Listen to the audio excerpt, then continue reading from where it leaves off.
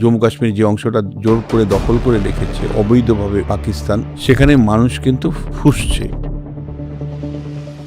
সাধারণ মানুষের উষ্টাগত প্রাণ, মুদ্রাস্ফীতি এত স্তরে চলে গেছে যে প্রতিনিয়ত মানুষকে লড়াই করতে হচ্ছে জীবন জীবিকার সাথে। Pakistan is a failed state. IMF, world bank থেকে যে পরিমাণে তাদের ঋণ আছে, টোটাল পাকিস্তানের জিডিপির প্রায় 25%। পৃথিবীর বিভিন্ন দেশ, বিশেষ করে চায়না, আমেরিকা, সৌদি আরব, এই দেশগুলো থেকে পাকিস্তান যে বিপুল পরিমাণে ঋণ নিয়েছে, সেই ঋণের জালে আবদ্ধ পাকিস্তান। একটা ভাগ চাইছে স্বাধীন কাশ্মীর, একটা অংশ বলছে যে না, আমরা ভারতের সাথে যুক্ত হতে চাই। সবাই যে ভারতপন্থী এমন ভাবার কোনো কারণ নেই। পাকিস্তান অকুপাইড কাশ্মীরের সাথে চীনের স্বার্থ সরাসরি যুক্ত আছে। অর্ধেক পাকিস্তানি হলো বালুচিস্তান, অফুরন্ত গ্যাস আছে। দ্বিতীয় তামা, তৃতীয় যেটা সোনা, মিনারেলে ভরা। ডেভেলপমেন্টের জায়গা থেকেও তারা পিছিয়ে পড়া একটা অঞ্চল। পাঞ্জাব প্রদেশ বা সিন্ধের সাথে কোনো তুলনাই চলে না। এক ধরনের শোষণ চায়না যে করছে, এটা বালুচিস্তানের শিক্ষিত মানুষরা বুঝতে পারছেন। বালুচিস্তানের সব রাজনৈতিক দলগুলো কিন্তু স্বাধীনতা চায় না। বাংলাদেশেও কিন্তু ন্যাশনাল আইডেন্টিটির থেকে রিলিজিয়ান আইডেন্টিটি গুরুত্বপূর্ণ হয়ে গেল। স্বাধীনতাকে ভুলে যেতে চাইছে। কেন আওয়ামী লীগকে সরে আসতে হলো? কেন হাসিনাকে এক্সাইল বা পরবাসে চলে আসতে হলো? তার একটাই কারণ, লড়াইটা বাঙালি জাতীয়তাবাদ বনাম ইসলামিক জাতীয়তাবাদের ছিল। বিশ্ব রাজনীতিতে ভারতের প্রভাব বেড়েছে, বিশ্ব অর্থনীতিতে ভারতের প্রভাব বেড়েছে। পাকিস্তান অকুপাইড টেরিটরিতে ভারতের সাথে যুক্ত হতে চাইছে। বহু মানুষ ধর্মের কারণে আলাদা থাকতেই চাইছে। National interest is the primary interest for all the country. খবরের শিরোনামে পাক অধিকৃত জম্মু কাশ্মীর। আজকে জিওপালস টিভি পডকাস্টে আমরা আজকে আলোচনা করব পাক অধিকৃত জম্মু কাশ্মীরে সাধারণ মানুষের বিক্ষোভ কেন, বালুচিস্তানকে সত্যি সত্যি স্বাধীনতা যে ঘোষণা করেছে সেটার বাস্তবিকতাই বা কতটা। আজকে আমাদের স্টুডিওতে যিনি অতিথি রয়েছেন, তিনি রবীন্দ্রভারতী বিশ্ববিদ্যালয়ের রাষ্ট্রবিজ্ঞানের অধ্যাপক বিশ্বনাথ চক্রবর্তী। নমস্কার। নমস্কার দাদা। প্রথমেই যেটা দিয়ে শুরু করব সেটা হচ্ছে যে পাক অধিকৃত জম্মু কাশ্মীরের বর্তমান পরিস্থিতিটা ঠিক কি, কেন সাধারণ মানুষের এই বিক্ষোভ? দেখো, পাক অধিকৃত কাশ্মীরের যে অংশটা, সেখানে এই মুহূর্তে 4-5টা ইস্যু ওখানকার স্থানীয় যারা নেতৃত্ব আছেন তাদেরকে রীতিমতন প্রভাবিত করেছে। প্রথম যেটা, সেটা হলো যে যেভাবে ওখানকার দ্রব্যমূল্য বৃদ্ধি পাচ্ছে, মানুষ নাজেহাল জীবনযাত্রা নিয়ে। পাক সরকার বা ওখানকার যে স্থানীয় সরকার আছে, মানে জম্মু কাশ্মীরের যে সরকার, তার নিজস্ব প্রধানমন্ত্রী আছে, আইনসভা আছে, তারা কিন্তু কার্যত নির্বিকার। সাধারণ মানুষের উষ্টাগত প্রাণ, মুদ্রাস্ফীতি এত স্তরে চলে গেছে যে প্রতিনিয়ত মানুষকে লড়াই করতে হচ্ছে জীবন জীবিকার সাথে। তার সাথে সাথে যে স্বায়ত্তশাসনের কথা একসময় পাকিস্তান সরকার বলেছিল যে আজাদ জম্মু কাশ্মীরের অঞ্চলে তারা দেবেন, সাংবিধানিক ব্যবস্থাও আছে, অথচ বাস্তবে জম্মু কাশ্মীরের আজাদ কাশ্মীর তো দূরের কথা, পাকিস্তানের কেন্দ্রীয় সরকার এবং তাদের সেনাবাহিনী ওই অঞ্চলে স্বাধীনতা সংকুচিত করেছে।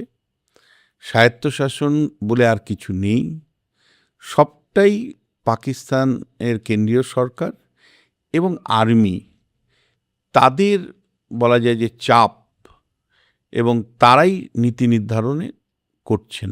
মানুষের ক্ষোভ ফুটে উঠছে স্বাধিকারের প্রশ্নে, স্বাধীনতার প্রশ্নে, এবং একই সাথে কালচারাল অ্যাসিমিলেশন যেভাবে হচ্ছে, তাতে স্বাধীন জম্মু কাশ্মীরে ওখানকার যে নিজস্ব সংস্কৃতি, আইডেন্টিটি, সেটা রক্ষা করাও খুব কঠিন।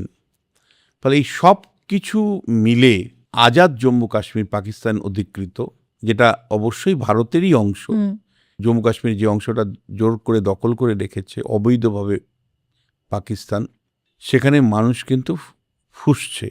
কারণটা কি? মানে সেটা কি ধরুন বেসিক যে নাগরিক পরিষেবা সেটাই কি মিলছে না? হ্যাঁ, ওটাই তো বললাম আমি, যে দৈনন্দিন জীবনের যে পরিষেবা তাদের পাওয়ার কথা, আর দ্রব্যমূল্য যেভাবে বৃদ্ধি পাচ্ছে, হুম। রুটি রোজগার নেই। কোনো কর্মসংস্থান নেই। কর্মসংস্থান সেইভাবে গড়ে তুলতে পারেনি, ইন্ডাস্ট্রি সেভাবে গড়ে তুলতে পারেনি, পর্যটকও খুব সীমিত। ফলে সব মিলে যদি দেখো, একটা failed state, Pakistan is a failed state. ফলে একটা ফেইল্ড স্টেট, সে মূল ভূখণ্ডেই পরিষেবা দিতে পারছে না। বিপুল পরিমাণে পাকিস্তানের ঋণ, কেবলমাত্র আন্তর্জাতিক স্তরের IMF, ওয়ার্ল্ড ব্যাংক থেকে যে পরিমাণে তাদের ঋণ আছে, টোটাল পাকিস্তানের জিডিপির প্রায় 25%। পৃথিবীর বিভিন্ন দেশ, বিশেষ করে চায়না, আমেরিকা সমেত, সৌদি আরব, এই দেশগুলো থেকে পাকিস্তান যে বিপুল পরিমাণে ঋণ নিয়েছে, সেই ঋণের জালে আবদ্ধ পাকিস্তান। ফলে কেন্দ্রীয় সরকারের পক্ষেও সম্ভব হচ্ছে না মূল ভূখণ্ড পাঞ্জাব প্রদেশ, সিন্ধ প্রদেশ, এইগুলোতেই ডেভেলপমেন্ট করা, এখানেই মানুষের নাগরিক পরিষেবা দেওয়া। মানে জম্মু কাশ্মীরের যে অঞ্চল দখল করে রেখেছে, এটা মানে পাকিস্তানের কেন্দ্রীয় সরকারের কাছে হলো প্রান্তিক অঞ্চল, পেরিফেরি অঞ্চল, অবহেলিত অঞ্চল। ফলে মানুষ পরিষেবা পাচ্ছে না। আর অন্যদিকে দ্রব্যমূল্য বৃদ্ধি, কর্মসংস্থানের অভাব, আর যেমন জলবিদ্যুৎ কেন্দ্র একাধিক আছে এই অঞ্চলে, কিন্তু জলবিদ্যুতের যে বিদ্যুৎ স্থানীয় লোক পাচ্ছে না, সেটা নিয়ে চলে যাচ্ছে করাচিতে, পাঞ্জাব প্রদেশে, আর এখানকার স্থানীয় লোকদের বিপুল টাকায় বিদ্যুৎ কিনতে হচ্ছে। এবং একই সাথে আইডেন্টিটি ক্রাইসিস তারা ভুগছে, কারণ পাঞ্জাবিদের এতটাই প্রভাব, এতটাই তাদের মানে দাপদাপানি, যে তার ফলে কিন্তু ওখানে একটা মানুষ আইডেন্টিটি ক্রাইসিসে ভুগছে। সবগুলো ফ্যাক্টরকে যদি সামনে রাখি, তাহলে জম্মু কাশ্মীরের সম্পত্তির যে প্রতিনিয়ত অবরোধ চলছে, দিনের পর দিন বন্ধ চলছে, ক্ষোভ চলছে পাকিস্তান অকুপাইড জম্মু কাশ্মীরে, সেটা কিন্তু কোনো সলিউশন পাকিস্তানি সরকার বা আর্মি রাখতে পারেনি। বারবার দাবি উঠছে স্বায়ত্তশাসনের, আর একটা অংশ কিন্তু, সেই অংশটা ছোট হলেও, তারা দাবি জানাচ্ছে যে আমরা অ্যাকচুয়ালি 3টে ভাগে ভাগ, এটা আমরা যদি বলি, একটা ভাগ চাইছে স্বাধীন কাশ্মীর, অবিভক্ত স্বাধীন কাশ্মীর, জম্মু কাশ্মীর। একটা অংশ বলছে যে না, আমরা ভারতের সাথে যুক্ত হতে চাই। আরেকটা অংশ বলছে যে পাকিস্তানের যে নিয়ন্ত্রণ, সেই নিয়ন্ত্রণের বাইরে গিয়ে স্বাধিকার আমরা চাই, স্বাধীনতা চাই। যে পিওকেতে যে আপনার মানে জয়েন্ট আওয়ামী অ্যাকশন কমিটি রয়েছে, তার যে নেতা সর্দার আমান খান, তিনি অ্যাকচুয়ালি ভারতের সাহায্য চেয়েছিলেন। যে ভিডিওটা, সেই ভিডিওটা ভীষণভাবে ভাইরাল। এখান থেকে কি কোথাও গিয়ে আপনার এটা মনে হয় যে এরা আসলে ভারতপন্থী হচ্ছে, নাকি এতটা সরলীকরণ নয়? না, এতটা সরলীকরণ নয়। সত্যি বলতে কি, মানে খুব অবজেক্টিভলি একজন পলিটিক্যাল সায়েন্সের ছাত্র হিসেবে আমি তুলে ধরতে চাই। সেটা হলো যে সব আজাদ জম্মু কাশ্মীরের অংশ পাকিস্তান যেটা দখল করে রেখেছে, ওই অংশের লোক সবাই যে ভারতপন্থী এমন ভাবার কোনো কারণ নেই। এদের মধ্যে 3টে ভাবনা কাজ করছে। একটা ভাবনা মনে করেন যে আগের মতন তারা অবিভক্ত জম্মু কাশ্মীর চায়।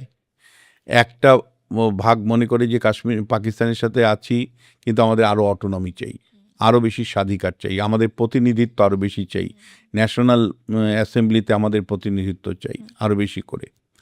আরেকটা অংশ, খুব ছোট অংশ, তারা কিন্তু মনে করে যে উন্নয়নের দিক থেকে ভারত অনেক এগিয়ে গেছে। পাকিস্তান অকুপাইড কাশ্মীরে যদি মানুষের সুরাহা করতে হয়, দৈনন্দিন জীবনে যদি একটা সুরাহা আনতে হয়, তাহলে কিন্তু ভারতের সাথে যুক্ত হওয়াটাই তাদের পক্ষে লাভজনক। সেই অংশটা যে খুব বড় অংশ আমি বলবো না, তবে সেই অংশটা, সেই ভাবনাটাও আছে। আমরা আরেকটা জায়গায় অশান্তি দেখতে পাচ্ছি, সেটা হচ্ছে যে বালুচিস্তান, যেখানে বালোচরা কিছুদিন আগেই তারা ঘোষণা করেছেন যে 85% যে তাদের যে ভূখণ্ডের 85% তারা স্বাধীনতা অর্জন করেছে। তাদের নিজস্ব মানে কারেন্সি রয়েছে, তাদের নিজস্ব জাতীয় সঙ্গীত রয়েছে। এই বালুচিস্তানের সংঘাতটা আসলে কেন শুরু হলো? মানে যদি আমি মানে ধরুন ওই ইতিহাসটাই একটু ছোট করে জানতে চাই যে কেন? প্রথমত যে বালুচিস্তানের তাদের মতন করে রাজতন্ত্র ছিল, তারপরে তাদের মতন করে একটা অটোনমি ছিল, সেটা স্বাধীনতার আগের থেকেই ছিল। এবং বালুচরা পাকিস্তানের পাশাপাশি কিন্তু একটা অংশ তারা কিন্তু ইরানের সাথে যুক্ত। তাদের নিজস্ব কৃষ্টি, সংস্কৃতি, ভাষা, গান, যেটা তুমি বললে, সংস্কৃতি একটা আলাদাভাবে ছিল, যার সাথে মূলধারার ইসলামের সরাসরি সম্পর্ক পাবে না। আর বালুচিস্তান সম্ভবত কালাচ একটা মানে আপনার রাজতন্ত্র ছিল, হ্যাঁ, মানে ওইটাই যেখান বলছি। থেকে ওদেরও নিজের নিজস্ব একটা কৃষ্টি, সংস্কৃতি সবটাই ছিল আর সবটাই কি। ছিল। এবং সেই কারণে দেখবে যে মানে 40 সাল থেকেই সাইমন কমিশনের কাছেও কিন্তু এরা স্বাধীনতার দাবি জানিয়েছিল। এবং এরা 40 সাল থেকেই, অর্থাৎ ব্রিটিশ ভারতবর্ষেই এরা কিন্তু স্বাধিকারের প্রশ্নে, স্বাধীনতার প্রশ্নে এরা কিন্তু সরব ছিল। এবং তার পরবর্তী পর্যায়ে যেটা আমরা দেখলাম, মানে কার্যত বলা হয় ফোর্সফুলি বালুচদেরকে পাকিস্তানে অন্তর্ভুক্ত করা হলো। এই বালুচিস্তান পাকিস্তানের মধ্যে যেটা আছে সেটা বিরাট ভূখণ্ড, মানে পাকিস্তানের মোট জায়গার 45%, অর্থাৎ বলা যায় অর্ধেক পাকিস্তানি হলো বালুচিস্তান। এবং এরা কখনোই নিজেদেরকে পাকিস্তানি বলতে না, তারা এরা নারাজ। তার কারণ হলো ওরা তো রাজতন্ত্রের অধীনে থাকাকালীন আলাদা কৃষ্টি, সংস্কৃতি, ভাষা, বৈবাহিক জীবন, শিক্ষাগত অবস্থান, এদের টোটালি মানে মূলধারার ইসলামের সাথে মিল নেই। এবং আরেকটা জিনিস হলো যে বালুচিস্তানের কোয়েটা শহরকে কেন্দ্র করে পরবর্তী সময়ে পাকিস্তানের মানে আধুনিকীকরণ ঘটে। এবং কোয়েটাকে কেন্দ্র করে পাকিস্তান চেষ্টা করেছে যে একটা সেন্টার তৈরি করা, ইসলামিক সেন্টার তৈরি করা। কিন্তু গ্রামগঞ্জ এখনও বালুচরা যে ভাবধারায় চলে, যে জীবনশৈলী তাদের আছে, যে পোশাক তারা পরে, যে সাংস্কৃতিক জগতের সাথে তারা সম্পৃক্ত, যে খাবার তারা খায়, তার সাথে কিন্তু মানে মূলধারার পাকিস্তানের কোনো সম্পর্ক সেই অর্থে নেই, বা অনেকটাই আলাদা। আচ্ছা, এই যে বালুচিস্তানে যে ধরুন যে প্রাকৃতিক গ্যাস রয়েছে আর কি, এই যে ধরুন প্রাকৃতিক সম্পদ, সেইটা কি কোথাও গিয়ে ধরুন মানে পাকিস্তানের পাঞ্জাব যেটা আর কি, মানে যারা মানে আমি বলবো সেনাকর্তারা, মানে যারা অ্যাকচুয়ালি পাকিস্তানটাকে শাসন করে, এটা কি সত্যি অভিযোগ যে বালুচিস্তানের জিনিস নিয়েই তারা ব্যবসা করে, তারা মানে ফুলে ফেপড়ছে, অথচ যে মানে যেখানকার রিসোর্স সেখানকার মানুষ সবথেকে বেশি মানে পাকিস্তানের কলোনি, পাকিস্তান বালুচিস্তানকে একটা কলোনির মতন বানিয়ে রেখেছে। আচ্ছা, আরও পরিষ্কার করে পলিটিক্যাল সায়েন্সের ভাষায় যদি বলি, তাহলে পাঞ্জাব, সিন্ধ এগুলো হলো মেট্রোপলিস, হায়দ্রাবাদ। আচ্ছা, আর পেরিফেরি হলো বালুচিস্তান। ফলে পাকিস্তান কখনোই বালুচিস্তানের ডেভেলপমেন্ট নিয়ে খুব কনসার্ন ছিল না। বলা যায় যে একটা নিউ কলোনিয়ালিজম, নয়া উপনিবেশবাদ, যেখানে পাঞ্জাব এবং সিন্ধ প্রদেশের যারা রাজনৈতিক কার্যকর্তা তারাই প্রভুত্ব পাকিস্তানের রাজনীতিতে করেছে, কেন্দ্রীয় সরকারের করেছে। পাঞ্জাবিদের তো বিরাট ভূমিকা ওখানে, সিন্ধেরও বিরাট ভূমিকা, কিন্তু বালুচ সেইভাবে কিন্তু মানে পলিটিক্যাল প্রসেসের মধ্যে ছিল না। আবার একইভাবে মিলিটারি জায়গা থেকে যদি দেখো, কারণ পাকিস্তান শাসন করে একটা বড় অংশ মিলিটারি দ্বারা, সেখানেও কিন্তু বালুচদের সেইভাবে কোনো প্রভাব ছিল না। হয় পাঞ্জাবি, না হলে সিন্ধের থেকে আসা যারা মিলিটারি রুলার তারা শাসন করেছে। এইবার 3-4টে মেজর মিনারেলস ওখানে আছে। এক তো প্রাকৃতিক গ্যাসের কথা বললে, অফুরন্ত গ্যাস আছে। দ্বিতীয় তামা, তৃতীয় যেটা সোনা, মানে পৃথিবীর অন্যতম সোনা খনি এই বালুচিস্তানেই রয়েছে। ফলে তুমি বুঝতেই পারছো মিনারেলে ভরা, তার মধ্যে তামা, সোনা, ন্যাচারাল গ্যাস এত বিপুল পরিমাণে আছে।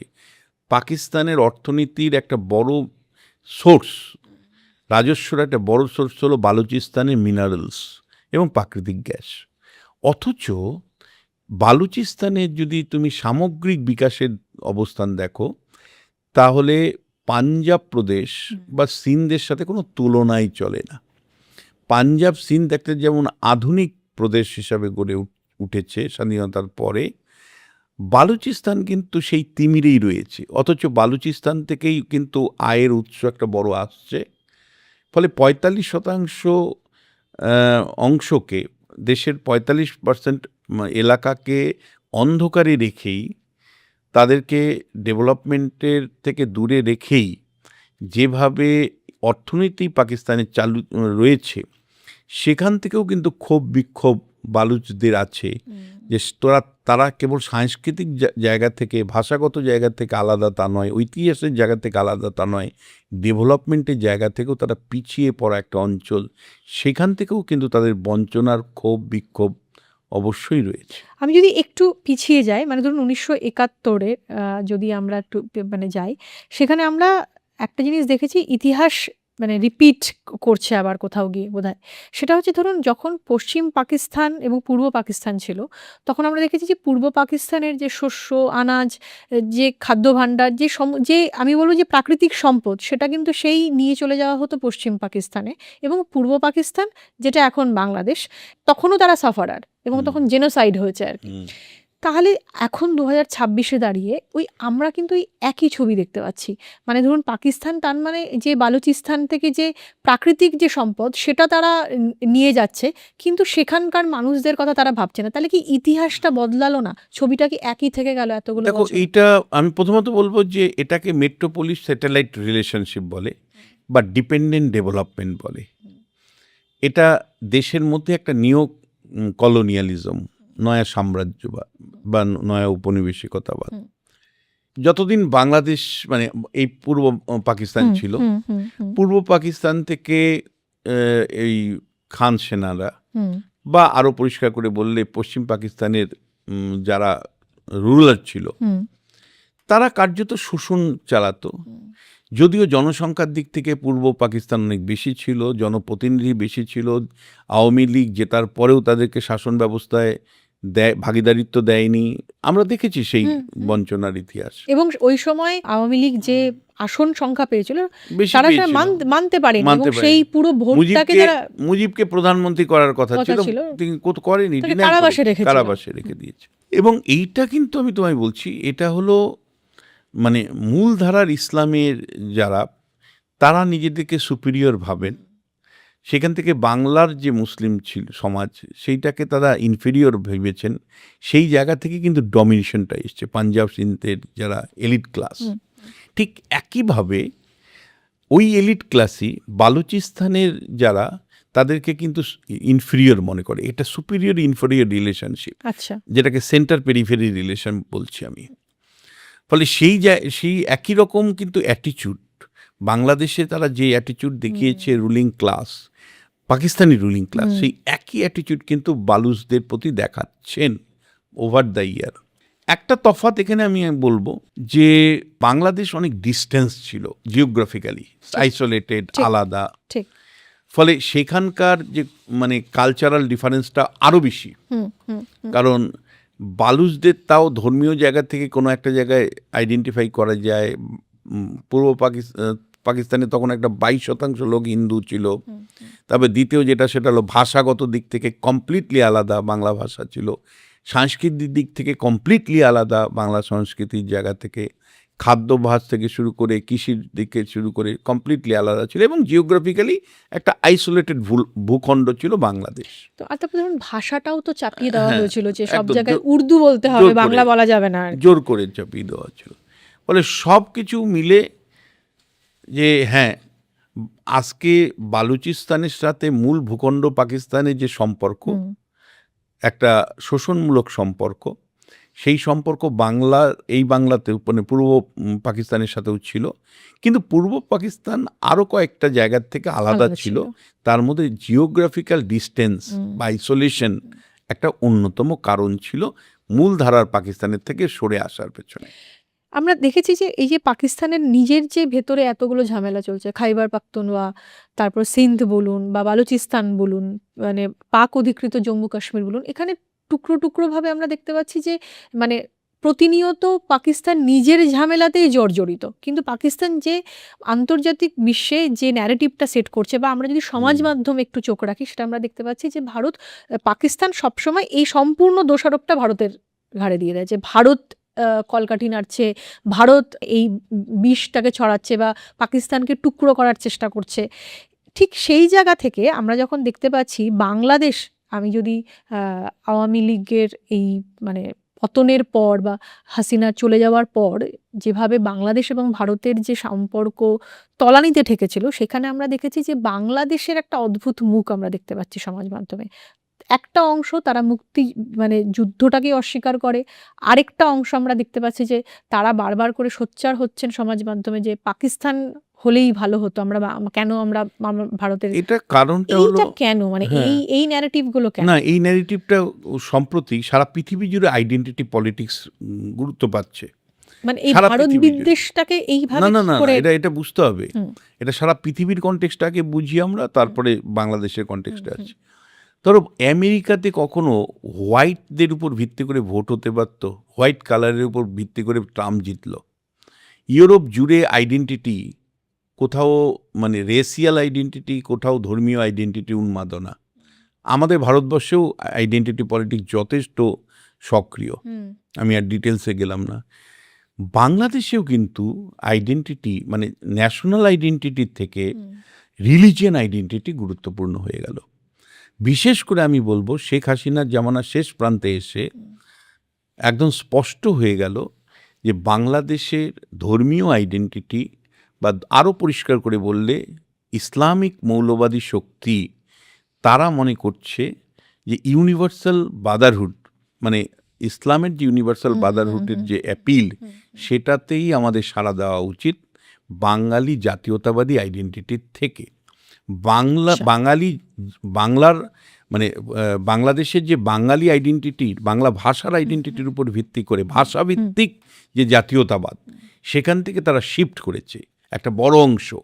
ভাষাভিত্তিক জাতীয়তাবাদের পরিবর্তে ধর্মভিত্তিক জাতীয়তাবাদ এবং ইসলামিক ধর্মভিত্তিক জাতীয়তাবাদ ক্রমশ শক্তিশালী হচ্ছে, এবং তার সেই কনটেক্সটেই কিন্তু তারা পুরনো ইতিহাসকে ভুলে যেতে চাইছে, স্বাধীনতাকে ভুলে যেতে চাইছে, ভুলে গিয়ে মানে ভাষাভিত্তিক যে স্বাধীনতা তাদের হয়েছিল, জাতীয় বাংলা জাতির উত্থান ঘটেছিল, বাংলাদেশের জাতীয়তাবাদের উত্থান ঘটেছিল, সেখান থেকে তারা যতই ইসলামিক মৌলবাদী শক্তির দ্বারা প্রভাবিত হচ্ছেন, তারা ততই মনে করছেন যে ইসলামিক ঐক্যের জায়গা থেকে পাকিস্তানের সাথে আমাদের অনেক বেশি ক্লোজ সম্পর্ক দেন ভারত। আচ্ছা, এটারই কি রিফ্লেকশন হচ্ছে আপনার বাংলাদেশে জামাতের এতগুলো সিট পেয়ে যাওয়া? হ্যাঁ, অবশ্যই। শুধু বাংলা কেন, কেন আওয়ামী লীগকে সরে আসতে হলো, কেন হাসিনাকে এক্সাইল বা পরবাসে চলে আসতে হলো, তার একটাই কারণ, লড়াইটা সেকুলারিজম ভার্সেস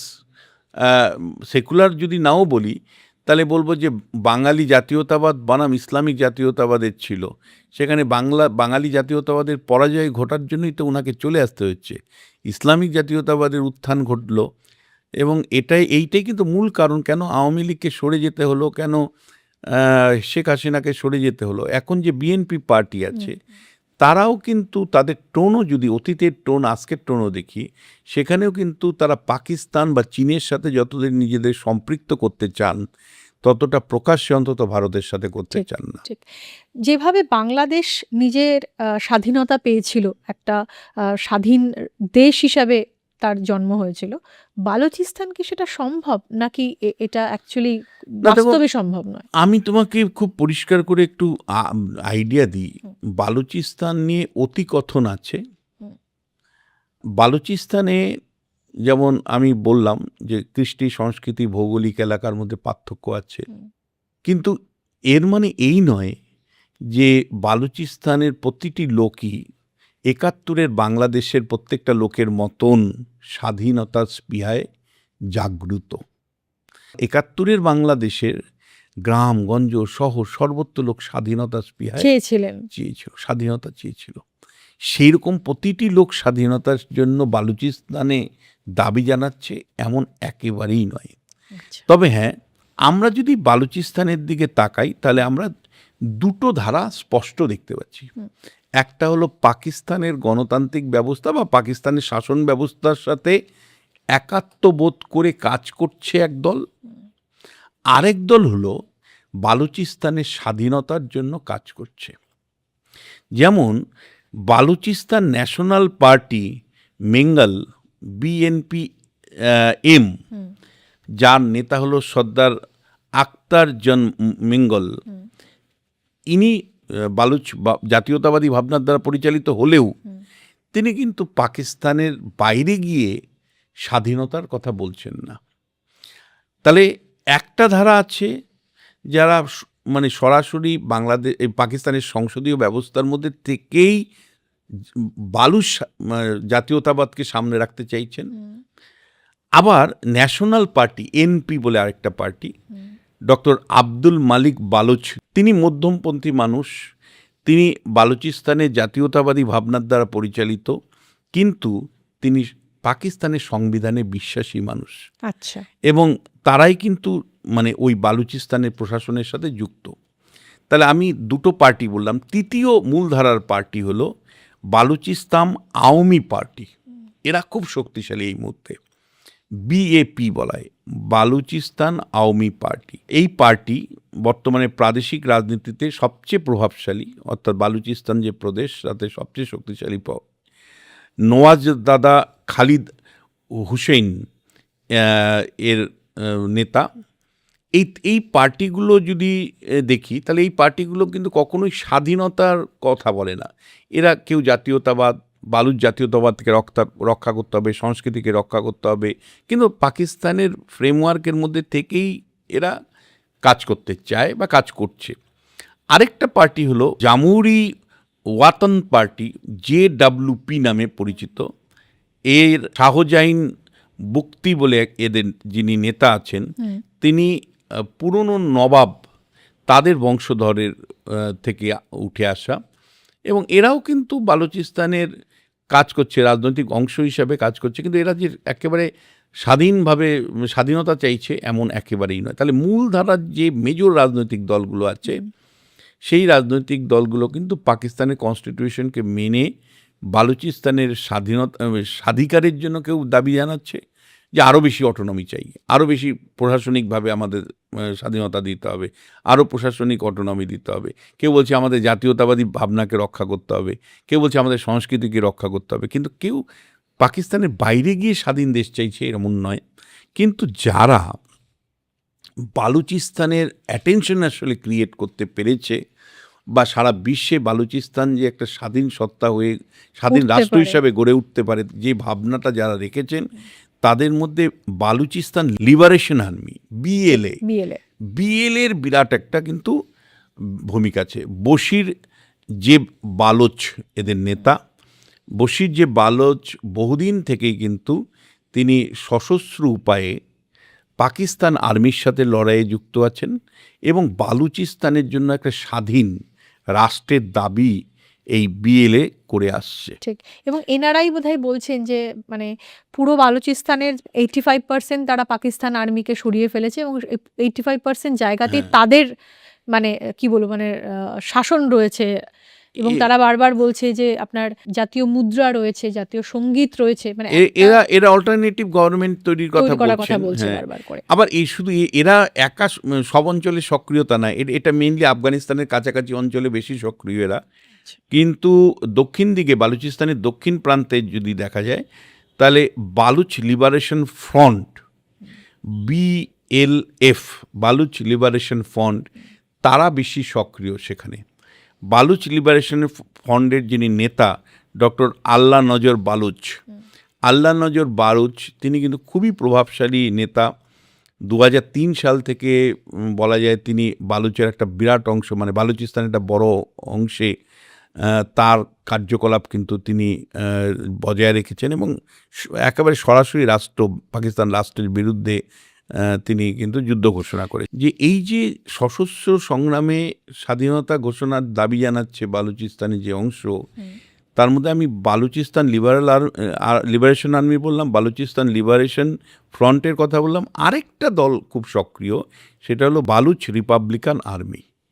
এই তিনটে শক্তি কিন্তু পাকিস্তানের মাথা ব্যথার কারণ, এবং পাকিস্তান দাবি করছে যে এই তিনটে যে অর্গানাইজেশন আছে তাকে কোনো না কোনোভাবে ভারত মদত দিচ্ছে, ভারতের মদত দিচ্ছে, এই অভিযোগটা তারা বারবার বারবার করছে করে যাচ্ছে। যদিও বাস্তবটা কি আমরা কেউ জানি না, এবং ভারত সরকার কিন্তু পরিষ্কার ডিনাই করেছে যে না, আমরা এর মধ্যে এরকম যুক্ত কোনো নয়, রকম ভাবে যুক্ত নয় আর কি। যুক্ত নয়। আচ্ছা, এই যে যেটা আমি আপনাকে মানে জিজ্ঞেস করছিলাম আর কি, সেটা হচ্ছে ভারত, এই যে ভারতের নামে বারবার করে বলা হচ্ছে যে ভারত ইন্ধন দিচ্ছে, ভারত ইন্ধন দিচ্ছে, বাংলাদেশের মতন বালুচিস্তান করার চেষ্টা করছে, এইটাই প্রথমেই প্রশ্নটা করেছিলাম। আমার পরের প্রশ্নটা হচ্ছে যে ভারত কি আন্তর্জাতিক আইনটা মেনে পিওকেতে কোনো সক্রিয় ভূমিকা নিতে পারে? এই যে এত অরাজকতা চলছে, এত সাধারণ মানুষের বিক্ষোভ চলছে, ভারতের সহযোগিতা তারা প্রার্থনা করছেন, এইটা থেকে কি যা ভারত এই কিছু করতে এই পারে? মুহূর্তে যদি তুমি আমায় বলো, না, অ্যাজ স্ট্রেট ফরওয়ার্ড একজন অধ্যাপক হিসাবে না বলবো। কারণ দেখো, একজন জার্নালিস্ট আর অধ্যাপকের মধ্যে তফাৎ আছে। একজন জার্নালিস্ট সেন্সিটাইজ করবে, কিন্তু আমি গ্রাউন্ড রিয়ালিটির উপর ভিত্তি করে কথা বলবো। কেন? আন্তর্জাতিক স্তরে পাকিস্তান, বিশেষ করে ইসরায়েল আমেরিকা ভার্সেস ইরানের যুদ্ধের পর পাকিস্তান মধ্যস্থকারী রাষ্ট্র হিসাবে যে ভূমিকা পালন করেছে, তাতে মার্কিন যুক্তরাষ্ট্রের একটা সমর্থন তার আছে, এটা পরিষ্কার আমরা বুঝতে পারলাম। ফলে জিও পলিটিক্যালি যদি দেখি, তাহলে মানে ইরান যুদ্ধের ফলে পাকিস্তান কিন্তু এই অঞ্চলে অন্তত মার্কিন অ্যালায়েন্স হিসাবে কিন্তু নিজেকে প্রতিষ্ঠা করতে পারছে, বলা যায় রিএস্টাবলিশ করতে পেরেছে। এক সময় ছিল মানে এস্টাবলিশ ছিল, মাঝখানে চেনটা ভেঙে গিয়েছিল, আবার রিএস্টাবলিশ করতে পেরেছে। দ্বিতীয় যে বিষয়টা, এখনও পাকিস্তান যদিও আর্থিক দিক থেকে ভীষণ দুর্বল, ঋণে দায়ে জর্জরিত, আমি কিছুক্ষণ আগে তথ্য দিয়ে বলছিলাম, কিন্তু তারপরেও Pakistan has a strong central government, Pakistan has a strong army. মানে এই আর্মি এবং সেন্ট্রাল গভর্নমেন্ট যতক্ষণ আছে, ততক্ষণ পিওকে কেউ মানে মোয়ার মতন করে নিয়ে চলে আসলো, এমন হওয়ার সম্ভাবনা একেবারেই নেই। তাহলে কি একেবারেই কোনো সম্ভাবনা নেই? হ্যাঁ, নেগোসিয়েশনের মাধ্যমে হতে পারে। দুই, এমন পরিস্থিতি পাকিস্তানে যদি কোনো দিন তৈরি হয় যে স্টেটটাই ফেল করলো কমপ্লিট, তখন হতে পারে। থার্ড হতে পারে যে ওখানকার কোনো প্লেবিসাইড যদি হয়, বা জনগণ যদি নিজের থেকেই স্বতঃপ্রণোদিতভাবে বিদ্রোহ ঘোষণা করে, যেমন করে বাংলাদেশে ঘোষণা করেছিল।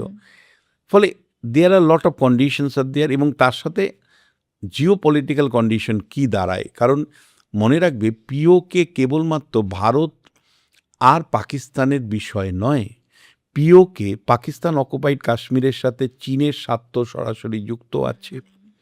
কারণ চীন কোনো মতেই চাইবে না যে পিওকে জনগণও যদি চায় ভারতের সাথে মিলে যেতে, তাও চীন সেটাতে বাধা হয়ে দাঁড়াবে। আর্টিকেল চীন পাকিস্তান ইকোনমিক করিডোরের জন্য আমি বলতে সেটাই বলবো আমি। 370 ধারা বিলোপ করলো, তার সাথে চীনের কি সম্পর্ক? তাও চীন বাধা দিয়েছে, চীন অবজেকশন করেছে। পাকিস্তান নয় অবজেকশন করার একটা কারণ আছে, কিন্তু চীনের কারণ কি? চীনের কারণ একটাই, যে পিওকে কোনো স্থিতাবস্থা যদি ডিস্টার্ব হয়, তাহলে চীন পাকিস্তানের যে ইকোনমিক করিডর, সেই China Pakistan economic corridor disturb হবে। China Pakistan economic corridor is so important for China. তার কারণ গদর বন্দর ওইখানে যায় তাদের। গদর বন্দরের সাথে চায়নার কি সম্পর্ক? পুরো কারাকোরাম পর্বতমালার উপর দিয়ে যে রাস্তা, কারাকোরাম এক্সপ্রেস হাইওয়ে, সেটা একেবারে জিংজাং প্রদেশ পর্যন্ত চলে যায়, এবং যেটার সাথে সরাসরি আরব সাগরের বন্দরের সম্পর্ক আছে। অর্থাৎ পুরো ওয়েস্টে সহজেই পৌঁছে যাওয়া সম্ভব, এবং মিডল ইস্টের যে কোনো কান্ট্রিতে দ্রুততার সাথে চায়না পৌঁছে যেতে পারে এই গদর বন্দর দিয়ে। তার মানে চীন শুধুমাত্র আপনার এই চীন চাইবে অর্থনৈতিকভাবে না, সামরিক দিক থেকেও তাদের কাছে গুরুত্বপূর্ণ, ভীষণ স্ট্র্যাটেজিক। চীন চাইবে সবসময় স্থিতাবস্থায় থাকুক, মানে কোনো মতেই পিওকে ভারতভুক্ত হোক বা অশান্তি হোক বা কোনো রকম সেখানে কোনো ডিসলোকেট হোক, এটা চীন কখনোই চাইবে না, কারণ তার স্বার্থের সাথে সরাসরি সম্পর্ক আছে। এবং মনে রাখবে, বালুচিস্তানের যে খনিগুলোর কথা বললাম, গ্যাসের যে কূপগুলো, সেগুলো সব নিয়ন্ত্রণ করছে চায়নার কোম্পানি, এবং তামার যে ওখানে যে খনি, সেগুলো পুরোপুরি নিয়ন্ত্রণ করছে চাইনিজ কোম্পানিগুলো, আর সোনাটা পুরো দখল নিয়েছে চায়না। এবং বলা যায় যে চায়নার কাছে পাকিস্তান সেগুলো বিক্রি করেছে, তার বিনিময়ে সামরিক সাহায্য, আর্থিক সাহায্য। ফলে চায়না আবার কী করেছে, পাকিস্তানকে কৌশলগত সঙ্গী বানানোর নাম করে সেখানেও এক ধরনের আধিপত্য কায়েম করেছে, যে আধিপত্যে বালুচিস্তানের মানুষরা সবচেয়ে বেশি এফেক্টেড হচ্ছে। সেই কারণে চায়নার যে কোম্পানিগুলো ওখানে কাজ করছে তাদেরকে কিন্তু টার্গেট করেছে এই Baloch liberation army, Baloch liberation front বা বালুচ রিপাবলিকান আর্মি। তার কারণ এরা মনে করে চায়না যে নয়া সাম্রাজ্যবাদ এই বালুচিস্তানে প্রতিষ্ঠা করেছে তাতে সবচেয়ে বেশি ক্ষতিগ্রস্ত হচ্ছে স্থানীয় ছেলেমেয়েরা, চাকরি পাচ্ছে না। দ্বিতীয় যেটা, সেটা তাদের মিনারেল, তাদের গ্যাস তুলে নিয়ে চলে যাচ্ছে, অথচ তাদের এলাকা অন্ধকারে থাকছে। এক ধরনের শোষণ চায়না যে করছে, এটা বালুচিস্তানের শিক্ষিত মানুষরা বুঝতে পাচ্ছেন। সেই কারণেই বালুচিস্তানের যে সমস্ত চাইনিজ কোম্পানি কাজ করছে তাদের ইঞ্জিনিয়ারদের মাঝে মাঝেই তারা অপহরণ করছে, তাদেরকে তুলে নিয়ে চলে যাচ্ছে বা তাদের টার্গেট করে কিলিং করছে। ফলে এটা আরেকটা ডাইমেনশন। কিন্তু পাকিস্তানের বিরাট স্বার্থ যুক্ত আছে এই পিওকে প্রশ্নে, স্থিতাবস্থা রক্ষার প্রশ্নে। তার কারণ চায়না পাকিস্তান ইকোনমিক করিডর এর মধ্য দিয়ে যে চায়নার যে আধিপত্য কায়েম হয়েছে ওই এন্টার রিজিয়নে, আরব সাগরের রিজিয়নে, গদর বন্দরের মধ্য দিয়ে, এটা তারা কোনো মতেই হাতছাড়া হতে চায় না। কারণ চায়নার অর্থনীতি অনেকটাই নির্ভর করে এই করিডর যেটা তারা তৈরি করেছে তার উপর। আমরা সাম্প্রতিক সময়ে যে মানে খবরগুলো দেখেছি আর কি, বিভিন্ন মেন স্ট্রিম মিডিয়াতে যে খবরগুলো দেখতে পেয়েছি, সেখানে আমরা দেখেছি যে ওখানকার যারা মানে পিওজেকের যে সাধারণ মানুষ, সাধারণ নাগরিক, তারা কিন্তু কখনোই চাইছে না যে তারা একটা স্থিতাবস্থাই চাইছে। যেটা আপনি বললেন যে পিওজেকে পাকিস্তানের যতটা জন্য ইম্পর্টেন্ট, চীনের জন্য ততোধিক সমপরিমাণে ইম্পর্টেন্ট। কিন্তু যদি সেটাই হয় তাহলে তো তাদের ডেভেলপমেন্ট নিয়ে ভাবা উচিত। সেখানে কোনো ডেভেলপমেন্ট নেই, সেখানে কোনো কর্মসংস্থান নেই, এবং সেখানে যারা মারা গেছেন, মানে কোনো বাবা মাই তো চায় না যে তার সন্তান জঙ্গি হোক। তো কিন্তু সেখানে আর মানে জঙ্গি ছাড়া আর কি তৈরি হচ্ছে, সেই জায়গাটা এবার ডেভেলপমেন্টটা নিয়ে বা তারা ভাবছে না। ওই ফ্যাক্টরটা বুঝতে গেলে আবার আমাদের কিন্তু আরেকটা দিকে তাকাতে হবে, কি পাকিস্তানের আর্মির ভূমিকা এবং পাকিস্তানের মৌলবাদীদের ভূমিকা। পাকিস্তান কেবলমাত্র পাকিস্তানের সরকারের দ্বারা চলে না, পাকিস্তান নিয়ন্ত্রিত হয় আইএসআই এবং পাকিস্তান আর্মির দ্বারা। ফলে পাকিস্তান আর্মি কার্যত এবং আইএসআই এবং মৌলবাদীরা, ইসলামিক মৌলবাদী সংগঠনগুলো, জৈশে মোহাম্মদ, লস্করে তৈবা সমেত একাধিক জঙ্গি সংগঠন, তারা পাকিস্তানের সরকারকে থাকবে না থাকবে সবটাই নির্ধারণ করে।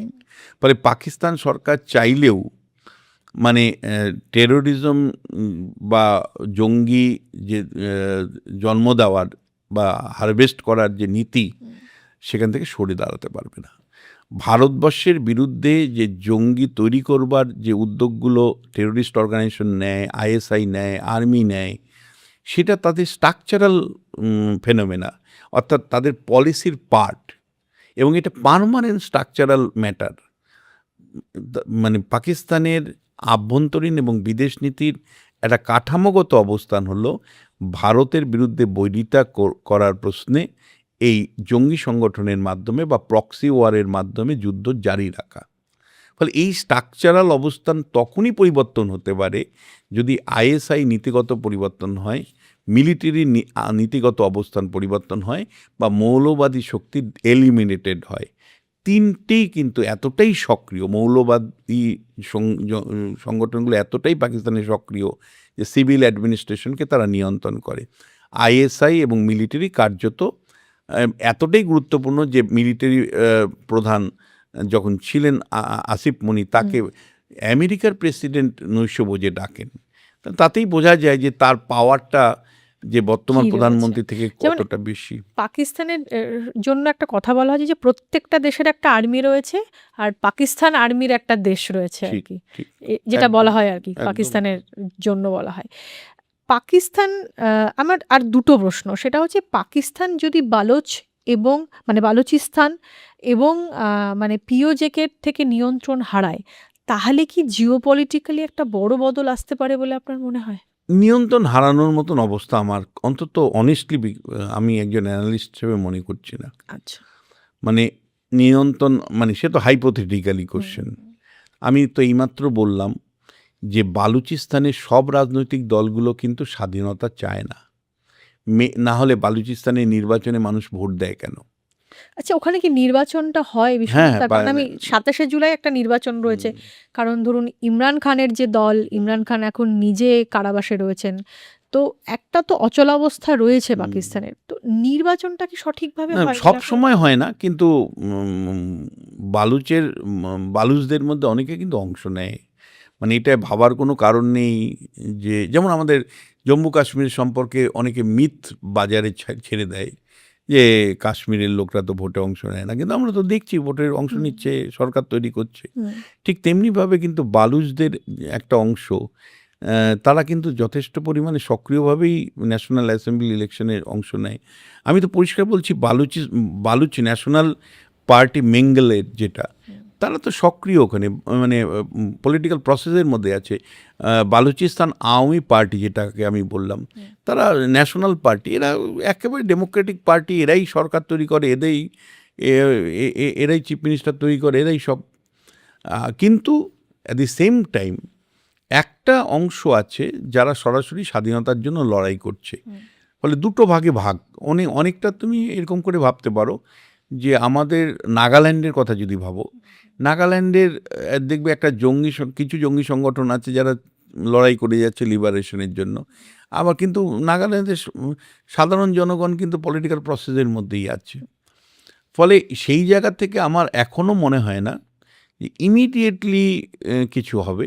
ইমিডিয়েটলি পাকিস্তানের কন্ট্রোলের বাইরে গিয়ে বালুচিস্তানের স্বাধীনতা হবে, এরকম পরিস্থিতি তৈরি ইমিডিয়েটলি হবে, এরকম মনে হয় না। এটার সাথে সরাসরি সম্পর্ক আছে পাকিস্তান স্টেটটা পুরোপুরি ফেল করছে কিনা। সেই সম্ভাবনাও আমি এই মুহূর্তে দেখছি না। তার কারণ নতুন করে যে আমেরিকার সাথে অ্যালাইন হলো পাকিস্তানের, সেখান থেকে কিন্তু সে রসদ পাবে। আর পাশে তুমি জানো চীন চীন আছে। রয়েছে। ফলে দুটো মহাশক্তি রাষ্ট্র পাকিস্তানকে সমর্থন করছে। সেইরকম অবস্থায় পাকিস্তান স্টেটটা পুরোপুরি কলাপস ইমিডিয়েটলি করে যাবে, সেই সম্ভাবনা নেই। আর পাকিস্তানের আর্মি, আইএসআই বা মৌলবাদী সংগঠনগুলো যদি কলাপস না করে, তাহলে বালুচরা স্বাধীনতা পেয়ে যাবে, আমি এটাও এত সহজ মনে করি না। যেমন করে আমি একইভাবে মনে করি যে পিওকেতে অবশ্যই ভীষণ ক্ষোভ আছে, মুদ্রাস্ফীতিকে কেন্দ্র করে ক্ষোভ আছে, বিদ্যুতের মূল্য নিয়ে ক্ষোভ আছে, ইসলামাবাদের অতিরিক্ত নিয়ন্ত্রণ নিয়ে ক্ষোভ আছে, প্রতিনিধিত্ব নিয়ে ক্ষোভ আছে, দুর্নীতি নিয়ে ক্ষোভ আছে। মানুষ প্রতিনিয়ত অবরোধ করছে, বন্ধ করছে, ঘেরাও করছে, প্রতিনিধিত্ব চাইছে। কিন্তু ইমিডিয়েটলি তারা সবাই ভারতে জয়েন করতে চাইছে, সেইটাও কিন্তু সবটা ঠিক নয়। হ্যাঁ, একটা অংশ অবশ্যই মনে করছে যে অর্থনৈতিক কারণে ভারতের সাথে যুক্ত হলে আমাদের লাভ হতে পারে, কিন্তু তার মানে সবাই চাইছে এমনটা একেবারেই নয়। যেটা আপনি বললেন যে কিছু অংশ হয়তো চাইছে যে ভারতের সঙ্গে তারা যদি সম্পৃক্ত হতে পারে তাহলে তাদের লাভ, আর্থিক উন্নতি। আর্থিক উন্নতি। সেটা কি কোথাও গিয়ে জম্মু কাশ্মীরে যে যে রিসেন্ট ডেভেলপমেন্ট বা ধরুন যে মানে আগের মতন এই মানে সিচুয়েশন নয়, ট্যুরিজমের দিকেও যে খেয়াল বা ভারত সরকার যতটা ওখানে ডেভেলপমেন্টের চেষ্টা করছেন, সেটাও কি একটা বড় কারণ যে আমার মানে মানে দুটো পার্টি সীমান্তের জিনিসটা, এপারটা আমি দেখছি যে অনেক বেশি উন্নত, অথচ আমরা এখানে সেই দুটো উন্নতটা দিক নয়। থেকে দেখতে হবে হুম, জিনিসটা। একটা হলো বিশ্ব রাজনীতিতে ভারতের প্রভাব বেড়েছে, হুম, বিশ্ব অর্থনীতিতে ভারতের প্রভাব বেড়েছে, বিজ্ঞান প্রযুক্তিতে ভারতের প্রভাব বেড়েছে। এটা টেনজিবল।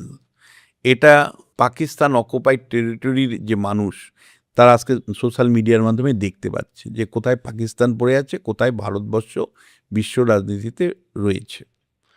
ফলে সেই জায়গা থেকে তাদের যে একটা অংশ, শিক্ষিত মানুষের অংশ, যা আমরা যদি ভারতের সাথে থাকতাম তাহলে তো আমাদের আর্থিক বিকাশ অনেক দ্রুততার সাথে হতে পারত।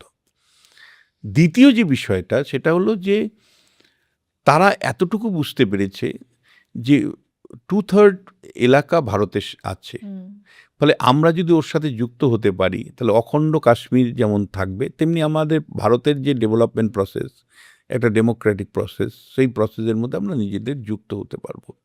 ফলে সেটা কিন্তু অনেকটা গণতান্ত্রিক প্রক্রিয়ার সাথে নিজেকে সম্পৃক্ত করা, যুক্ত করা এবং বৃহত্তম কাশ্মীরের বা অবিভক্ত কাশ্মীরের সাথে নিজেকে সম্পৃক্ত করা, এই আকাঙ্ক্ষা বা তাগিদেও কিন্তু একটা অংশ চাইছেন যে আমরা ভারতের সাথে ভারতভুক্ত হতে চাই।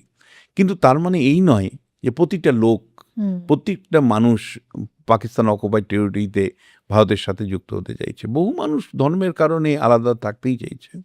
পাকিস্তানের নিয়ে যেটা আপনি বললেন না, যে ওদের একটা মানে সাংবিধানিক পরিকাঠামোতেই রয়েছে যে ভারত বিদ্বেষ এবং এই জঙ্গি তৈরি করার যে সাংবিধানিক শব্দটা বলবো না, বলবো যে মানে ওদের মানে বহু বছরের যে রাজনৈতিক ব্যবস্থার মধ্যে যে বৈশিষ্ট্য, সে যে রাজনৈতিক ব্যবস্থা যে ব্যবস্থার মধ্যে দিয়ে প্রশাসন পরিচালিত হয়, সেই ব্যবস্থা নিয়ন্ত্রণ করে একদিকে আইএসআই মিলিটারি, অন্যদিকে হলো মৌলবাদী জঙ্গি সংগঠনগুলো। এদের মূল এজেন্ডাই হচ্ছে যে ভারত বিদ্বেষ, মানে ভারতের বিরুদ্ধে সবসময় একটা প্রক্সি ওয়ারের সবসময় একটা তৈরি থাকো। এটা যেমন ধরুন আমি আপনি বসে আলোচনা করছি, এটা তো মানে আন্তর্জাতিক ক্ষেত্রেও এই বিষয়টা খুব স্পষ্ট যে যত জঙ্গি সংগঠন সবটাই লিঙ্কড বাই পাকিস্তান, তার সমস্ত ঘাঁটি হচ্ছে পাকিস্তান। সেক্ষেত্রে কেন আন্তর্জাতিক মঞ্চে পাকিস্তান এক ঘরে বা ব্যান নয় কেন? এইবার বলছি তোমায়, বিশ্ব রাজনীতি নির্মাণ হয়, প্রতিনিয়ত বিনির্মাণ হয়। এই যে এটা আমরা রিয়ালিটির থেকে বুঝতে পারছি। পাকিস্তান আবার কাউন্টার ন্যারেটিভ তৈরি করে বিশ্ব কমিউনিটির কাছে, আন্তর্জাতিক কমিউনিটির কাছে, যে বালুচিস্তানের জঙ্গি সংগঠন যেগুলো আছে, বালুচিস্তান লিবারেশন আর্মি থেকে শুরু করে, এইগুলোকে হারভেস্ট করছে ভারত। মানে তারা দাবি তুলছে যে প্লেবিসাইড কেন জম্মু কাশ্মীরের জন্য হবে না, ইউএনএ তো যেটা কথা দেওয়া হয়েছিল একসময়, কেন প্লেবিসাইড হবে না, হয়ে কেন জম্মু কাশ্মীরের পিওকে এলাকায় অস্থিরতা তৈরি করছে ভারত। ফলে এটা না মানে, বা এক সময় তোমার গিয়ে করাচিতে কোয়ামি যে মুভমেন্ট হয়েছিল, সেই কোয়ামি মুভমেন্টে ভারতের হাত পাকিস্তান বারবার তুলে ধরেছিল। ফলে এটা ন্যারেটিভ, কাউন্টার ন্যারেটিভে সারা বিশ্বও না পাগল অবস্থা, যে কোনটা ঠিক কোনটা বেঠিক, কোনটা সত্যি কোনটা মিথ্যে।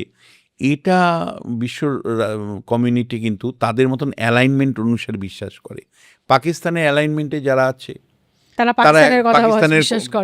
পাকিস্তানের কথা বিশ্বাস করে, যারা ভারতের অ্যালাইনমেন্টে আছে তারা ভারতের কথা বিশ্বাস করে। এমনকি ইউএনও সিকিউরিটি কাউন্সিলে যখন ভোটাভুটি অতীতে হয়েছে, তখন দেখা গেছে ভারতের অ্যালাইনমেন্টে সোভিয়েত ইউনিয়ন তখন ছিল, সোভিয়েত ইউনিয়ন সবসময় ভারতের পক্ষে ভোট দিয়েছে, আমেরিকা আবার পাকিস্তানের পক্ষে ভোট দিয়েছে। ফলে বিশ্ব রাজনীতিও কিন্তু একমাত্রিক নয়, বিশ্ব রাজনীতিতেও কি যে সবসময় কনসেনসাস আছে তা একেবারেই ভাবার কারণ নেই। বিশ্ব রাজনীতিও বিনির্মাণ হয়, তুমি আমার পক্ষে না আমার বিপক্ষে, সেই অনুযায়ী জনমত তৈরি হয়। ফলে ওই জনমতটাও কিন্তু নির্মিত জনমত এবং অনেকটাই কৃত্রিম জনমত। ফলে এই কনস্ট্রাকশন ডিকনস্ট্রাকশন যদি আমরা না বুঝতে পারি, তাহলে কিন্তু বুঝতে পারবো না যে কেন সারা বিশ্ব বুঝতে পারছে না যে পাকিস্তানই একমাত্র সন্ত্রাসবাদী রাষ্ট্র, ভারত নয়, বা ভারত মদত দিচ্ছে সন্ত্রাসবাদী পাকিস্তানি সন্ত্রাসবাদীদের। এ বোঝা খুব কঠিন এবং বিশ্ব রাজনীতি কোনো সরল রৈখিকভাবে চলে না, এ জিগজ্যাগ করছে চলে, মানে লেয়ার বাই লেয়ার কিছু না কিছু একটা থাকে। এবং সবসময় মনে রাখবে, মানে প্রত্যেকটা রাষ্ট্র তার জাতীয় স্বার্থের দ্বারা পরিচালিত। National interest is the primary interest for all the country. মানে জাতীয় স্বার্থের কনটেক্সটে যদি মনে হয় পাকিস্তানকে সমর্থন করতে হবে, তাহলে পাকিস্তানকে সমর্থন করতে হলে পাকিস্তানের যে দাবিগুলো সেগুলো মান্যতা দিতে হবে। আবার জাতীয় স্বার্থে যদি ভুটানের মনে হয় যে জাতীয় স্বার্থে ভারতকে সমর্থন করতে হবে, তাহলে ভারতবর্ষ বিশ্ব রাজনীতিতে যে বক্তব্য রাখছে সেটাকে সাবস্ক্রাইব করতে হবে ভুটান নেপালকে। তো এইভাবেই বিশ্ব রাজনীতি চলে। কিন্তু আমি এখানে লাস্ট একটা জিনিস বলবো, যে আমাদের এই এন্টায়ার আলোচনাটাতে অর্থাৎ বালুচিস্তান বা পিওকের কনটেক্সটে এখানে কিন্তু আরও মানে আমরা ভারত বাংলাদেশ, পাকিস্তান, চায়না নিয়ে আলোচনা করলাম। এর বাইরেও কিন্তু আরও দুটো ইম্পর্টেন্ট স্টেক হোল্ডার আছে। একটা হলো ইরান, আরেকটা হলো আফগানিস্তান। ইরানের কনটেক্সটে আমি বলতে চাই যে বালুচিস্তানের একটা পার্ট, মানে ইরানের দক্ষিণ প্রান্তের একটা অংশ কিন্তু বালুচিস্তানের মানুষের বাস, মানে মানুষ বাস করেন। ফলে ইরান সবসময় কনসার্ন প্রকাশ করে যে বালুচিস্তান যদি স্বাধীন হয়ে যায় তাহলে তো আমারও কিছুটা অংশ তারা দাবি করে নেবে, দাবি করতে পারে এবং দাবি করেও তারা। ফলে ওখানেও কিন্তু ইরানের একটা মানে পাকিস্তানের সরকারের সাথে যে সম্পর্ক রাখে বা আর্মির সাথে সম্পর্ক রাখে, সেখানে যাতে অবিভক্ত বালুচিস্তান থাকে ওই সেই আপনি যেটা বললেন যে ন্যাশনাল ইন্টারেস্টে, ওই কারণে তারা সরাসরি বালুচিস্তানের লোকদের সমর্থন করতে পারে না। একটা অংশ ইরানের একটা অংশ করে, সেটা ওখানে বালুচিস্তানে যারা আছেন, কিন্তু সরকার হিসাবে করতে পারে না। আর উল্টো দিকে যদি খাইবার পাখতুন প্রদেশ আছে বালুচিস্তানের পাশেই, মানে যেটা পাকিস্তান এবং আফগানিস্তানের বর্ডারের পাহাড়ি এলাকা, সেই অঞ্চলে কিন্তু আরেক রকম সমস্যা আছে। সেটা হলো যে একটা সময় আফগানিস্তান থেকে কমিউনিস্টদের সরানোর জন্য যে বিপুল পরিমাণে অস্ত্র পাকিস্তানে এসছিল মানে আমেরিকার মাধ্যমে, সেই কমিউনিস্ট শাসনের সেই সময় থেকে কিন্তু বিরাট সংখ্যক জঙ্গিদেরকে হারভেস্ট করা, তালিবানি জঙ্গিদেরকে হারভেস্ট করা, মানে কমিউনিস্ট সরকারের বিরুদ্ধে লড়াইয়ে নামানো, পাকিস্তান বিরাট মিডিয়েটারের রোল প্লে করেছে। অস্ত্র তার কাছে এসছে, অস্ত্র তুলে দেওয়া, ওই বর্ডার এলাকা খুলে দেওয়া, মানে কমিউনিস্ট সরকারের আফগানিস্তানে যারা ছিলেন তাদের বিরুদ্ধে যুদ্ধের উৎসাহিত করা। ফলে পাকিস্তান কিন্তু সবসময়ই একটা স্ট্র্যাটেজিক অ্যালায়েন্স হিসাবে মানে আমেরিকার সাথে যুক্ত ছিল। এবং এখন যে সমস্যাটা হয়েছে সেটা হলো যে খাইবার পাখতুন প্রদেশের মানে পাকিস্তানের যে সম্প্রতি পাকিস্তানের সাথে আফগানিস্তানের যে লড়াই হলো, যদিও আমরা মনে করি যে এটাকে সংঘর্ষ বলাই ভালো, তার কারণটা হলো ফুল ফেজে কোনো ঘোষিত যুদ্ধ নয়, কিন্তু লড়াই কিন্তু খুব একতরফা হয়েছে। কারণ আফগানিস্তানে যেহেতু মানে বিমান বাহিনী নেই, ফলে পাকিস্তান একতরফাভাবে বিমান বাহিনী দিয়ে বিস্তীর্ণ অঞ্চলে কিন্তু তারা আক্রমণ করেছে, গোলাবর্ষণ করেছে। মানে বক্তব্য তাদের একটাই, যে আফগানিস্তান থেকে তালিবানদেরকে পাঠিয়ে এই খাইবার পাখতুন প্রদেশের কিন্তু নানাভাবে আক্রমণ করা হচ্ছে, জঙ্গি তৎপরতা দেখানো হচ্ছে। অ্যাকচুয়ালি তা নয়। খাইবার পাখতুন এই যে অঞ্চলটাতে বহু বছর ধরে যে অস্ত্র প্রশিক্ষণ হয়েছে, বিভিন্ন শিবির ছিল, জঙ্গি সংগঠনগুলো এপার ওপার সাধারণ প্রবৃত্তি হয়েছে, পাকিস্তানও তার বর্ডার খুলে রেখে দিয়েছিল। ফলে কোন গোষ্ঠী কোথায় মানে কিভাবে আক্রমণ করছে, কোথায় গিয়ে কার সাথে কাজ করছে, এটাও বোঝা কিন্তু ভীষণ কঠিন মানে জিওপলিটিক্যাল জায়গা থেকে বা মানে সিকিউরিটি পয়েন্ট অফ ভিউ থেকে। কিন্তু এটা ঠিক যে সম্প্রতি আমরা দেখতে পাচ্ছি যে পাকিস্তান এবং আফগানিস্তানের মধ্যে সম্পর্ক কিন্তু ক্রমশ শীতল হচ্ছে, উত্তপ্ত হচ্ছে, যার পূর্ণ ফয়দা ভারতবর্ষ নেওয়ার কিন্তু চেষ্টা করছে। তুমি জানো যে তালিবান 2.0 সরকারকেও আমরা রিকগনাইজ করিনি অফিসিয়ালি, কিন্তু আমরা কিন্তু ট্যাক টু ডিপ্লোমেসির মাধ্যমে আমাদের বিভিন্ন মিশন এখন কিন্তু কাবুল, কান্দাহারে যাচ্ছে। রাস্তাঘাট নির্মাণ থেকে শুরু করে হাসপাতাল নির্মাণ থেকে যেগুলো অধরা কাজ ছিল, এগুলো কিন্তু আমরা আবার চালু করে দিয়েছি। এবং আমাদের ওদের দেশেরও একাধিক মন্ত্রী সম্প্রতি দিল্লিতে ভিজিট করেছে। ফলে এইখানেও কিন্তু একটা ইম্পর্টেন্ট বিষয় যে role of Afghanistan is also important in determination of the পিওকে।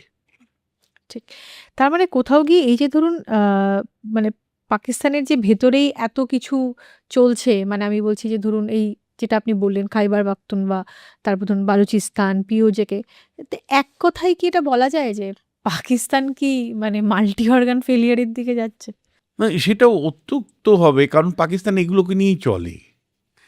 তুমি যদি দেখো, পাকিস্তান যেমন বাংলাদেশকে নিয়ে চলেছে একটা মানে পূর্ব পাকিস্তানকে নিয়ে চলেছে, সেইটা মাল্টি অর্গান ফেলিওরের মধ্যে ফেলতে পারো তুমি। কিন্তু বাকি যে সিমডমগুলো আমি বললাম, এগুলো কিন্তু লাস্ট 30-40 বছর ধরে নিয়েই তারা চলছে। এবং কখনো দেখা যায় যে যাই যাই রব উঠে গেল, কখনো আবার দেখা যায় একটু স্থিমিত হয়ে এসছে। মানে তোমার মনে থাকতে পারে যখন আমাদের অপারেশন সিঁদুর চলছিল, তখন মানে বালুচিস্তানের যে যারা লিবারেশন আর্মি ছিল তারা এতটাই তৎপর হয়ে যাচ্ছিল, হ্যাঁ, মনে যে হচ্ছিল যেন স্বাধীনতা হয়ে হয়েই যাচ্ছে। গেল আর কি, হ্যাঁ। একদমই তাই। আর কিছু না না মানে মনে রাখবে যে অনেক তথ্য যেগুলো হয়তো তৈরি করা হয়, মানে পাকিস্তানও কিছু তথ্য নির্মাণ করে বিশ্বে ছড়িয়ে দেয়। তার কাউন্টারও তার করতে গিয়ে হ্যাঁ, অনেক কিছু মানে এই করতে বালুচ হয়। আর্মির থেকে, লিবারেশন আর্মির থেকেও অনেক তথ্য এমনভাবে পরিবেশন করা হয় যার ভিত্তিতে আমরা অনুসিদ্ধান্তে আসি। ফলে মানে এগুলো না মানে এই যেগুলো তুমি বলছো যে স্থায়ী ক্যান্সার পাকিস্তানের, এই ক্যান্সারগুলোকে নিয়ে কিন্তু পাকিস্তান কিন্তু সারভাইভ করছে, যুঝছে। কখনো কখনো রোগী মানে কোমাতে কোমাতে আর চলে কি। যাচ্ছে, আবার ফিরে আসছে। কিন্তু বাট স্টিল আমি বলবো যে ভারতের কনটেক্সটে যদি আমরা ভাবি, একই সাথে দুটো দেশ জার্নি করেছিল, আমরা আমাদের গণতান্ত্রিক ব্যবস্থাটাকে টিকিয়ে রাখতে পেরেছি। পাকিস্তান কিন্তু বছরকে বছর আমরা দেখেছি যে বারবার ফেল করেছে গণতন্ত্রকে রক্ষা করতে, নির্বাচিত সরকার রক্ষা করতে। এবং আজকের দিনেও নির্বাচিত সরকার কেবলমাত্র আইএসআই থেকে শুরু করে আর্মি, পাকিস্তানি আর্মি এবং একই সাথে মৌলবাদী শক্তি যেভাবে দেশের শাসন ব্যবস্থায় প্রাধান্য বিস্তার করে, সেই রকম অবস্থা কিন্তু আমাদের নয়।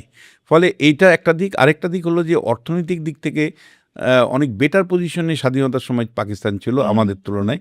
কিন্তু আজকে সারা বিশ্বের পঞ্চম অর্থনীতিতে পরিণত হয়ে বিশ্ব অর্থনীতিতে যে নেতৃত্বের জায়গা আমরা তৈরি করতে পেরেছি, পৃথিবীর সমস্ত গুরুত্বপূর্ণ ইকোনমিক ফোরামগুলোতে আমরা আছি, G20 থেকে শুরু করে। ফলে আমাদের আর্থিক বিকাশ এবং প্রযুক্তির বিকাশ জায়গা থেকে যদি দেখি, তাহলে পাকিস্তান একটা কমপ্লিটলি ফেইল্ড স্টেট, ব্যর্থ রাষ্ট্র। ফলে সেই ব্যর্থ রাষ্ট্রকে কিন্তু কৌশলগত জায়গা থেকেও বেটার অবস্থায় আছে আমি বলবো আজকের দিনে। কারণ একদিকে একটা ডান দিকে ক্যাচ আছে চায়না, বাঁদিকে অন্যদিকে আছে আমেরিকা আমেরিকা। আছে, সেইটা কিন্তু তাকে অনেক বেশি মানে ভরসা যোগাচ্ছে বলা যায়। অনেক ধন্যবাদ দাদা আজকে এই আলোচনার জন্য। Thank you. এমনই জিওপলিটিক্যাল আলোচনা শোনার জন্য নজর থাকুক জিও পালস টিভি পডকাস্টে।